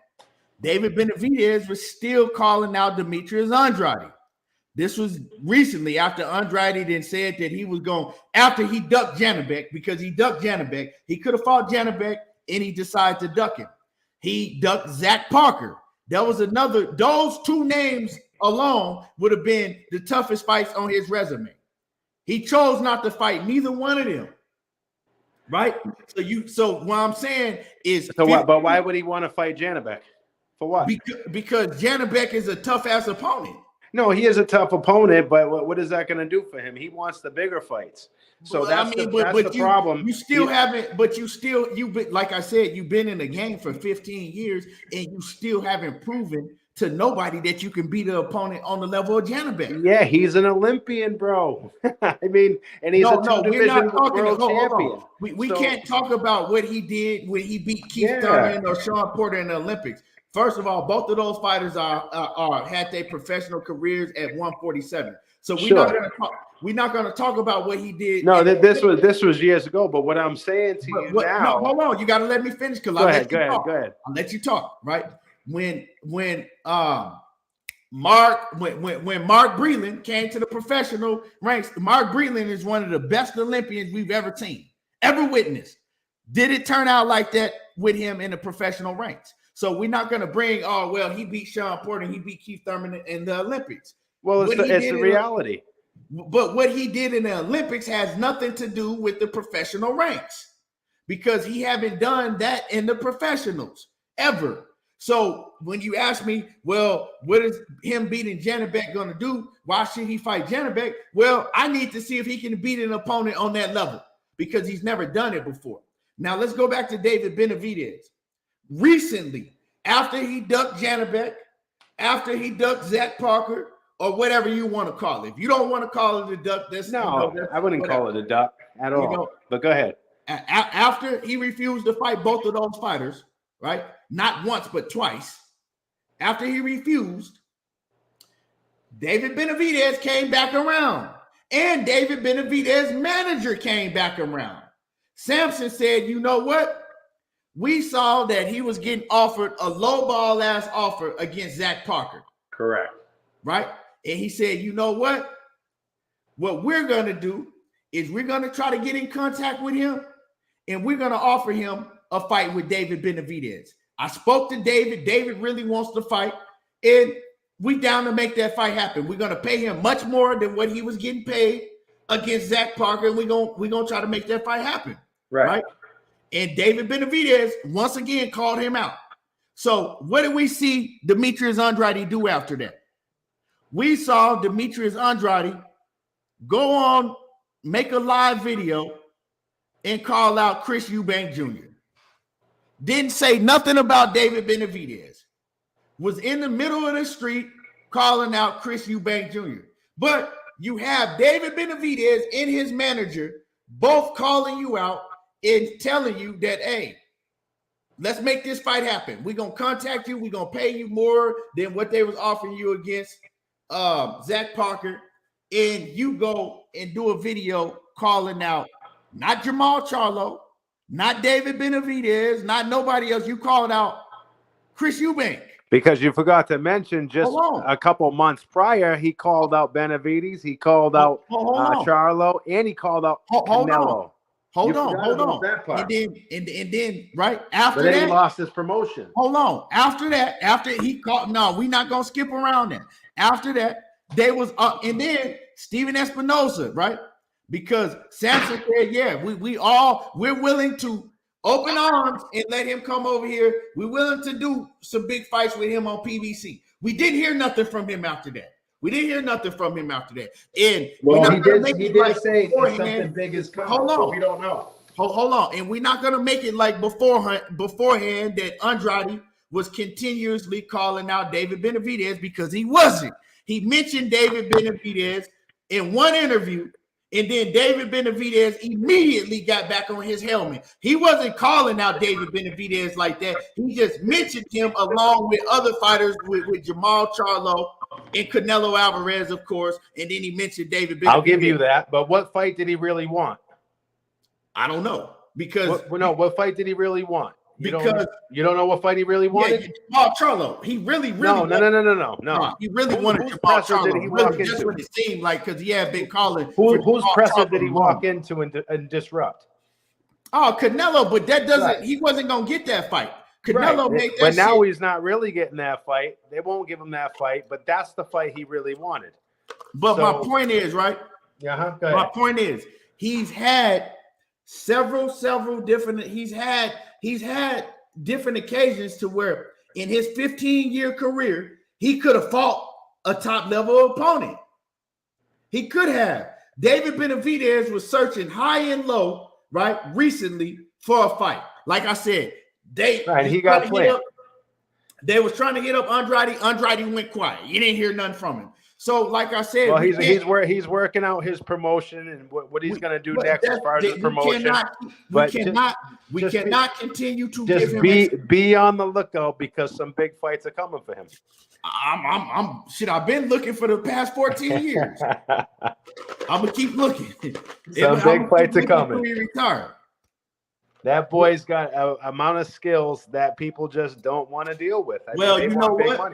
You know what, Maverick? If we talk about 154, when he was in his prime, I thought that he was better than Canelo. I thought he was better than both Charlos, and I thought that he would have beat all three of those fighters at 154. Now, he still may at 34 years old. He's only 34. He's got now what I see from him now is he doesn't impress me no more. Sure. Real talk. He doesn't impress me no more. He has a whole lot of holes in his game. He's wild. And to me, he's a front runner. He's 32-0. He's very 18 KOs. We're not going to talk about his record. He is very like in the first 3 rounds. He is very, very dangerous in the first 3 rounds. Sure, then I'll point you to death in the end. I know how he boxes. And he fades, and then he starts to fade more and more on the back end. He didn't impress me when he fought. What's his name? Luke. What's the goddamn Quigley? No, not Quigley. The dude that the Russian? The Polish guy? Nah. The guy that he fought. This is probably like a year and a half ago. He fought. The Polish guy. Right in Providence. No. He fought the dude that beat God damn, man. Liam Smith. Liam Smith. He didn't impress me against Liam Smith. He had a lot of trouble against Liam Smith. But I'm not just gonna use that, but I'm saying I've seen him in different fights to where he don't look impressive. He ain't the same fighter that he was at 154. Listen, he will find a way to win. That's the name of the game. But he hits and don't get hit. He's got a lot of skills left. Trust me. He gets hit a lot more now. This boy can pop. He get hit a lot more now. He's got about 3 more years left of his prime years. And I don't think that I gotta cold-heartedly disagree with you on that because to me he's not in his prime no more. But he's out of his prime. The cold-hearted reality of the boxing game is it's a shame that so much politics gets in the way of these fighters because he had a lot bigger plans and he made a couple bad business deals. I can say that. You know what I mean? To the point of where Al Heyman don't even want to mess with him no more. But on the flip side, I mean, he's got a couple more really good fights, and what he's saying, from what I've heard, is he's looking for something big and to get with another promotion and see what he's got left in the tank, man. And so I'm anxious to see it. At 34 years old, I mean, you got Errol Spence. He's 34 years old. So Errol Spence ain't 34, my guy. He's not 34. 32. Yeah. But Errol Spence, Errol Spence is in a whole different stratosphere than Dimitri Andrade. Not even close. Like I said, I think that it's sad. Demetrius is a better boxer. I think that Demetrius Andrade at 154 could have dominated. You know what I'm saying? He could have dominated. He made a horrible move with the Jamel Charlo situation. The Rock Nation. Yeah, he made a horrible move. I thought that more money. I believe that he would have won that fight at that point in time. He would have beat Jamel Charlo back then. I say he beats him still. I say he beats him still. Nah, I don't. Jamel Charlo, I don't think that Demetrius Andrade can beat Jamel Charlo now, today. Nah, he ain't beating Jamel Charlo.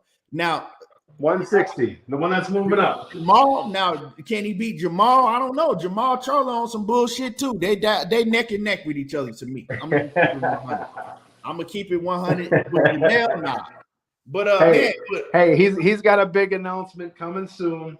So let's stay tuned. Let's see what happens. But I will say that boy can box, and you know what? That's why people don't want to fight him, because you're taking a chance at getting outpointed. Nobody's worried about him knocking you out, but they're afraid of getting outpointed by the guy. That's the whole thing with him. You know, they're not afraid of getting knocked out. Well, like I said, man, you said he got a big announcement coming up. Like I said this about all these fighters: Canelo, Demetrius Andrade, Gervonta Tank Davis, and Jamal Charlo. All of them, their backs is up against the wall. They got to fight somebody next. Especially Canelo. Yeah, of course. He's pinned. I mean, he's got Morrel, Benavides. He's got Andrade coming up. He's got friggin' just mad problems right now. You know, he's got Bivol that just won, so now his back's in the corner. He's gonna have to fight. Like I said, man, all of them backs are against the wall, and we're gonna see what they got. What they gonna do? You know, it's me again. It's me again, guys. You know, hey, but man, Julio, man, I appreciate you for coming up here, man. I'm gonna get to the next subject, man. Hey, thank you for putting on a good show, man. I appreciate you having me on. Yes, sir, man. Much respect. Bringing the news. Appreciate you, man. All right. Bye. Yeah, so let's go ahead and get to this Errol Spence situation. Y'all hit the like button. Y'all smash the like button. Smash on the like button. It's free. It don't cost you nothing. You know what I'm saying? It don't cost you nothing. Let me talk about this Errol Spence situation real quick, right? Because we all know why Errol Spence ain't fighting this year. But after finding out, you know, what Terrence Crawford did, and Errol Spence, he left Errol Spence in the cold. Now, if you listen to other channels, you know what I'm saying, that want to cap and want to lie for, you know what I'm saying, they get paid or act like they get paid to fucking protect Terrence Crawford and tell lies over and over and over again to make it seem like, oh man, Errol Spence always had a plan B. They already knew they wasn't gonna fight Terrence Crawford in the first place, so he had plan B. Errol Spence didn't have a plan B. And now we pretty much seeing that he don't have a plan B, because it's no fight announcement that has been announced. We pretty much see that Errol Spence is not going to fight in 2022. He's not going to fight this year. You know what I'm saying? That shit's off the table. EJ is not fighting in 2022. It's done. So for everybody that was looking forward to going to Dallas and, you know, seeing Errol Spence fight in 2022, it ain't going to happen. Now, one reason is because of Terrence Crawford. But after that, right, you would say, okay, well, we thought he was going to fight Keith Thurman. Well, they didn't have a backup plan, right? So they didn't have Keith Thurman on standby as far as telling Keith Thurman, you got to be in the gym, make sure that you keep your weight down and make sure that you stay in shape, because we need you as a backup plan. See, Keith Thurman ain't that type of fighter. You can't tell somebody like Keith Thurman that's been in the highest level of fights to keep your weight down. We're going to use you as a backup plan, right? They didn't have a backup plan. They were all in on Terrence Crawford, especially once they got deep into the negotiations. They were all in on Terrence Crawford. So now the rumors after Terrence Crawford pulled out on them, They didn't have a backup plan. The rumors were surfacing. Oh man, he gonna fight Keith Thurman. He gonna fight Keith Thurman. I don't know if that is a fact. He still could fight Keith Thurman. But the thing is Keith Thurman is not ready. He's not ready. Keith Thurman is not ready to take a fight against Errol Spence with 5 or 6 weeks notice. Errol Spence, he was in shape. He kept his weight down. He could go into a fight against Keith Thurman in December. Of course he can. But Keith Thurman, he's too heavy. He's not ready because he wasn't a backup plan for Errol Spence. If he was a backup plan, Keith Thurman would have had his weight down right now.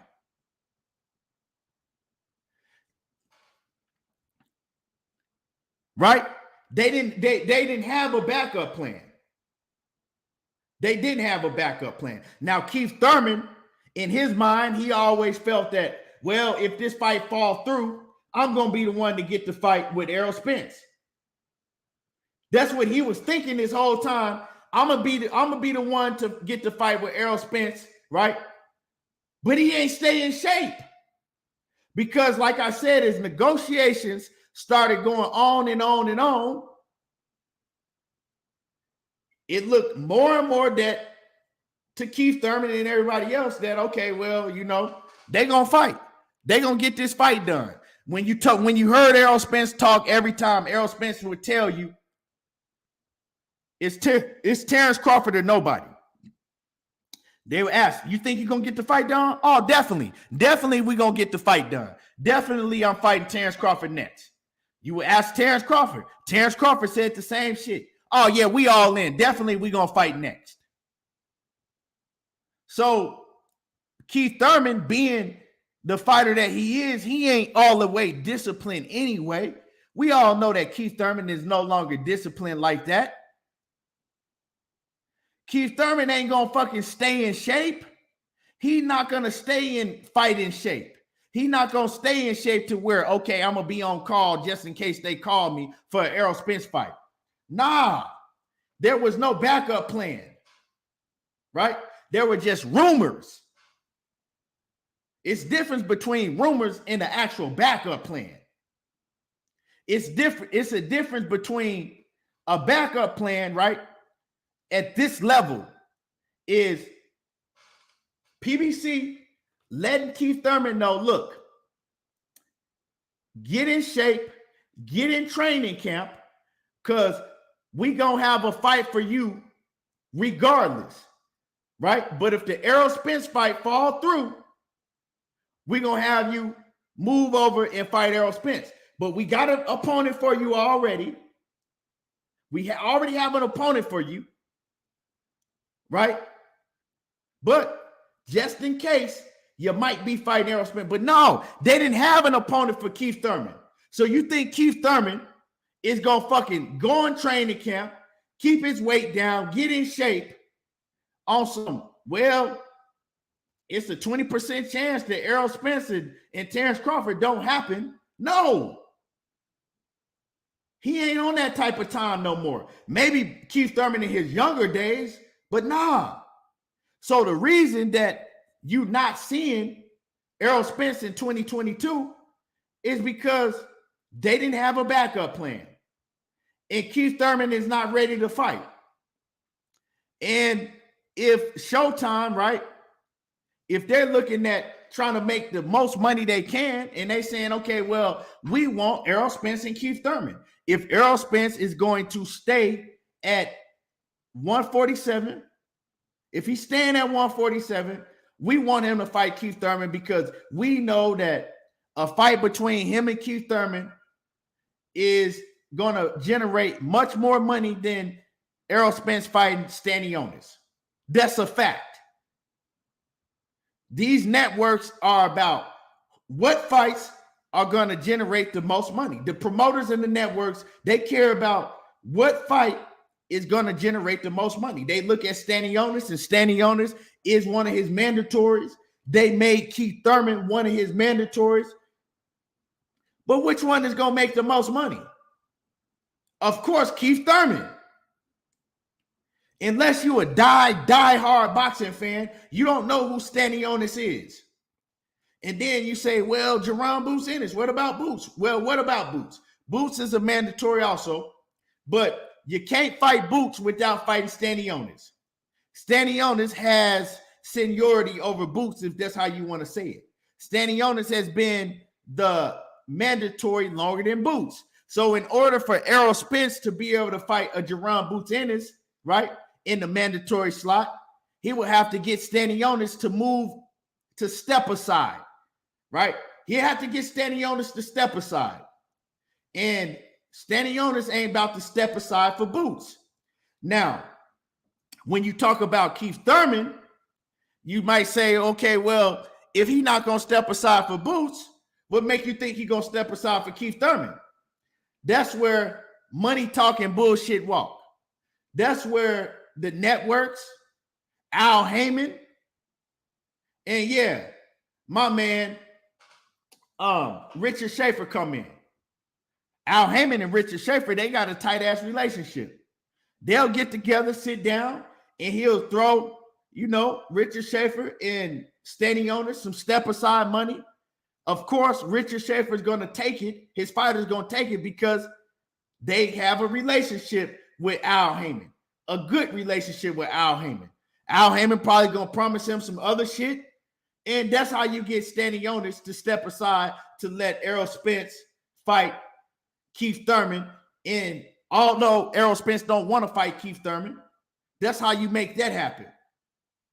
Because that's what the networks want if they can't get Terrence Crawford. Because that's the next highest grossing fight. It's the next highest grossing fight. The business of boxing. But anyway, the main ultimate reason that Errol Spence is sitting out until 2023 is because of Terrence Crawford. And then the next reason is because they didn't have a backup plan. Whether you think it was Keith Thurman or whoever, they didn't have no backup plan. So, I mean, who is going to go into a 5-week training camp for Errol Spence? Is Errol Spence willing to only take a 5-week training camp for a Boots or a Stanionis? You feel what I'm saying? Like, you guys got to understand that this is not no Terrence Crawford bullshit. This ain't, I'm an A+ level fighter fighting the goddamn C- level fighter. So I only need a 5-week training camp. No. If you go in the ring and fight Stanionis, Keith Thurman, or Boots, you need a full training camp. Because none of those fighters are pushovers. None of them.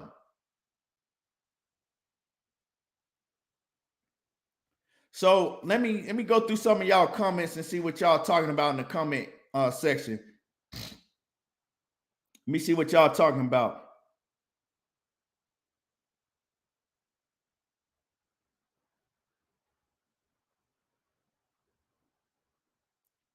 Like I said, once again, thank Father, you said Errol didn't have a plan B, but Al and them did. You can't tell a fighter on Keith Thurman's caliber, you need to stay in shape and wait around and keep your weight down for Errol Spence if the fight don't fall through. Because a fighter of that caliber that's already not disciplined like Keith Thurman, you can't make him do that.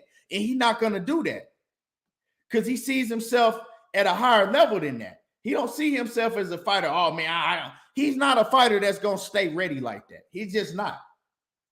So you could say that, oh, well, Al Heyman and them had a plan B. Al Heyman and them, they don't run Keith Thurman. They don't tell Keith Thurman what to do outside of the ring. Straight up.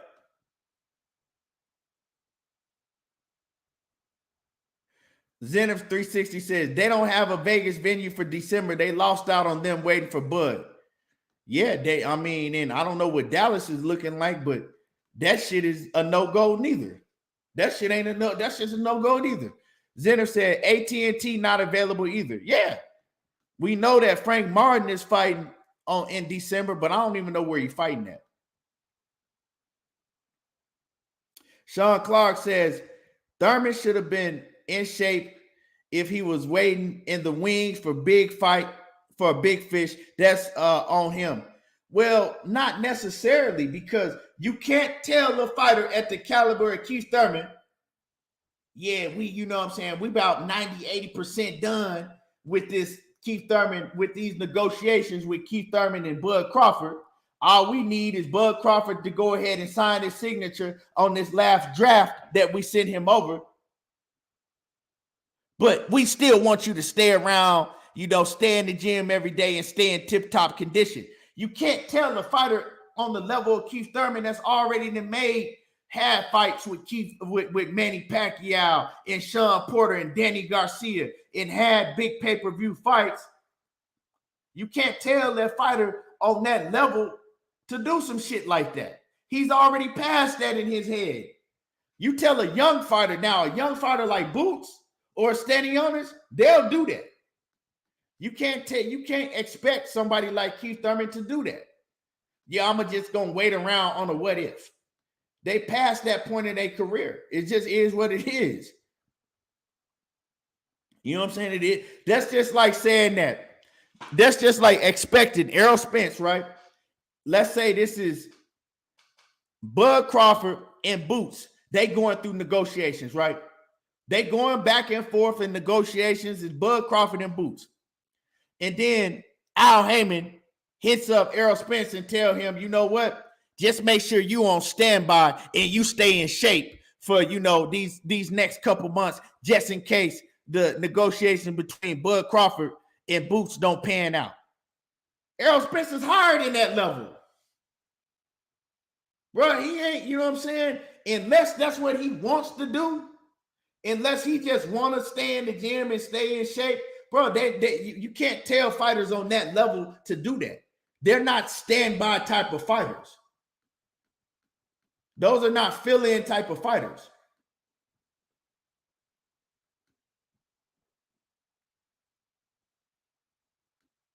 You know what I'm saying? Those are not fill-in type of fighters at this level of their career. Julio says Keith Thurman will get first crack because WBC mandatory gets the first crack. Yeah, and they put Keith Thurman in that position for a reason. They put Keith Thurman right there for a reason, man. Because it's the biggest money fight. It's the biggest money fight if you're not fighting Terrence Crawford. It's actually bigger than Boots. Now I would like to see Boots. I would love to see Boots and Errol Spence more because that's the better fight. But the bigger money fight is Keith Thurman. Another fight I like to see. I want to see Keith Thurman and Errol Spence. We never got to see that fight. Although it may not be the same fight that it would have been if we got it in 2017. But, hey, it is what it is. I think that Errol Spence would have stopped him either way. Would stop him even back then.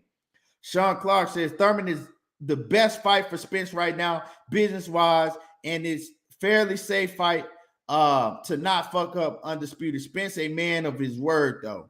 We'll see. You know what I'm saying? That money talk. Like I said, if the WBC come and demand that shit and they tell Spence they're going to strip him, if he don't fight Keith Thurman, it doesn't matter if he's a man of his word. It's either that he going to have to fight Keith Thurman or he got to move up. It ain't no in between. Just is what it is. It's no in between.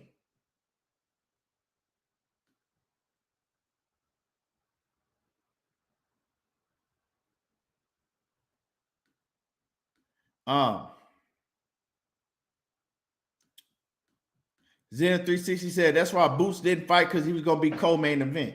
That shit would have been hard. Oh, okay. My man G5 say that he think that Frank Martin fighting at the Armory. Okay, that's in Minnesota. Like, yeah, so shit crazy. Yeah, it's crazy that it kind of fucked up everything that Errol Spence had planned, because Errol Spence had planned for Frank Martin to fight on his undercard. You know what I'm saying? That would have been big for Frank Martin. Errol Spence had plans for Frank Martin and Chris Colbert to fight against each other on the undercard of him and Terrence Crawford. Come to find out that Chris Colbert's sorry ass ain't in shape. He ain't in shape. So now it threw everything off, right? It threw everything off what Terrence Crawford pulled. But now, luckily for Frank Martin, he got a big fight coming up with Michelle Rivera. And we're going to be talking about that fight because I don't know, man. A lot of people love Michelle Rivera. He don't really impress me that much. Real talk. Michelle Rivera don't really impress me that much. And Frank Martin didn't impress me that much in his last fight. So this is a 50-50 fight. 50-50 fight for Frank Martin. Whoever get the win in that fight is going to be a big win for either one of those fighters. Rick Tim said WBC is corrupt as hell. All these sanctioning bodies is corrupt. All of them are. The only one that is close to sticking to, playing by the rules is IBF. But IBF be doing some bullshit too, because you'll look at the IBF ranking and you'll see a motherfucker that's never fought in the U.S., had all their fights in goddamn fucking Saudi Arabia, in this motherfucker number one, the number one contender out of nowhere. So all of them be doing fucking shaky shit. Money talking bullshit walk when you go talk to these sanctioning bodies. It's all about, okay, who gonna slide us this money to put their fighter at top? That's what it's about. All of them janky. But I think what Julio's saying is that the WBC has, seniority over all of them, maybe because they've been around the longest. I think the WBC been around the longest. That's the oldest belt, the most prestigious belt in boxing. They've been around the longest.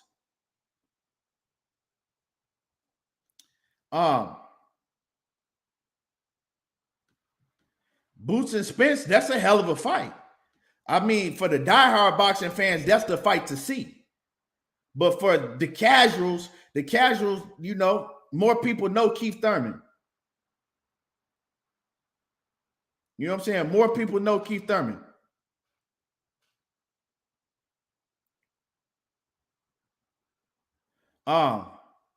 Dank Fowler said the IBO is the realest. I bet they are. They said the IBO. Oh, shit. The only time the IBO meant anything to me is when Danny Green, y'all probably don't even know who I'm talking about, but Danny Green, he was the former IBO cruiserweight champion, right? In cruiserweight. And when Danny Green went to fight Roy Jones Jr., when Roy Jones Jr. went to fight Danny Green for the cruiserweight title, that's the only time that the IBO meant anything to me. I was like, yeah. If Roy Jones finna go for because I'm a huge Roy Jones is my favorite fighter of all time. So that's the only time the IBO meant anything to me is when Roy Jones was about to fight Danny Green for the IBO championship. And he ended up getting knocked out, but that's a whole different story. We ain't gonna talk about Roy Jones bad on this channel.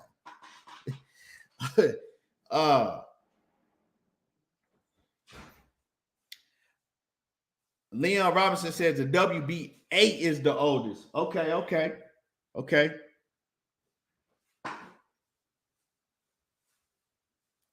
But yeah, man, y'all smash the like button. Y'all smash on the like button. So I just want to get y'all, for those who wanted to know why Errol Spence won't be fighting in 2022, hey, that's why. That is why. If Keith Thurman was the backup plan, but he wasn't treating it as a backup plan because he ain't ready. Keith Thurman. You can't have somebody like tell somebody like Keith Thurman, go ahead and get in training camp and you got 5 or 6 weeks and you got to fight Errol Spence. It ain't gonna happen. You know what I'm saying? It's not gonna happen. So it is what it is. You can't put together rushed fights with somebody on the level of Errol Spence. Errol Spence now is the top dog at PBC. He is the top dog at PBC. Before it was Wilder. I believe that Errol Spence surpassed him now. He's the top dog at PBC. And you can't put together some shit in 5 or 6 weeks and rush some shit. You know what I'm saying? Them guys on that level, they need a 12-week training camp. They need, the promotion, time to promote the fight, because they putting it on pay-per-view, and every time he go out, they expected him to do 300 plus pay-per-view buys. Jay Chestnut, what's happening with it? Javier Valencia said, do you think they offer Thurman a better contract than Crawford? No, absolutely not. Absolutely not. You heard Errol Spence saying that he wasn't getting the guarantee either. So Terrence, telling Terrence, he was trying to make it like that. Oh man, I can't believe this. When in the history of history have you not offered a fighter a guarantee? I was willing to do this, and I did this, and they just doing this to me, and me. And Errol Spence shut that shit down real quick. Like, you bitch ass nigga, I didn't get a guarantee neither. They wouldn't offer me a guarantee, nigga. A guarantee neither. So motherfucker, stop trying to act like it was just you. Telling that's Terrence. But yeah, man, I don't know. We'll see. We've been waiting for a big announcement with Errol Spence's name ever since September. And we're gonna keep waiting. It looked like we're gonna keep waiting. But the WBC convention was today. And I think is through this week, the WBC convention. So we're gonna get a lot of news coming out. You know what I'm saying? We're going to get a lot of news coming out real soon. We're going to get a lot of news coming out real soon. And yeah, man, I'm looking forward to it. So with that being said, y'all smash on the like button. Hit the like button. I appreciate everybody that came through. Supported the channel.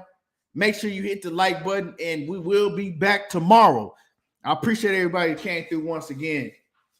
And y'all already know how I do. There you go, talking that boxing again. And I'm gone. I'm out of here, y'all. Appreciate y'all.